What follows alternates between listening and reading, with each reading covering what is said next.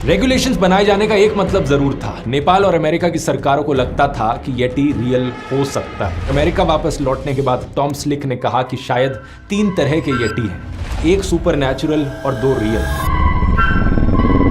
ये मानते थे कि ऐसा कोई जीव एग्जिस्ट नहीं करता है। लेकिन 1986 की एक शाम को कुछ ऐसा हुआ जिसने इनके यकीन को हिलाकर रख दिया।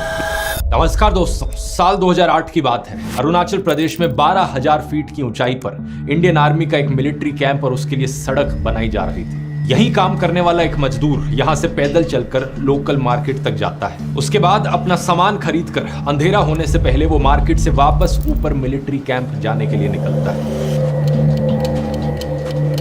कई घंटे बीत जाते हैं लेकिन वो वापस मिलिट्री कैंप तक पहुंचता नहीं है। पूरी रात भर उसका कोई नामो निशान नहीं दिखाई देता।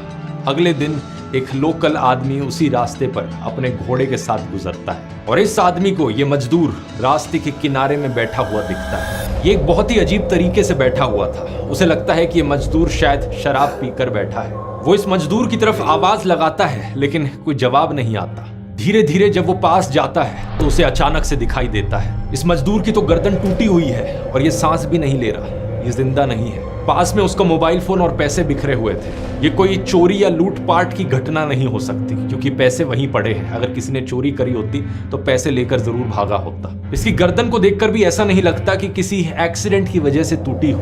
एक्सीडेंट हुआ होता तो ये नीचे जमीन पर गिरा हुआ मिलता, लेकिन ये तो बड़े ही अजीब तरीके से बैठा हुआ था। बाकी पूरी बॉडी पर और किसी चीज के कोई निशान नहीं थे, सिर्फ गर्दन टूटी हुई थी। बाद में डॉक्टर्स के पास ले जाया गया तो डॉक्टर्स ने कहा कि जिस तरीके से गर्दन टूटी है वो किसी भी इंसान के लिए तोड़ना बहुत मुश्किल है क्योंकि उसके लिए बहुत फोर्स चाहिए होगा।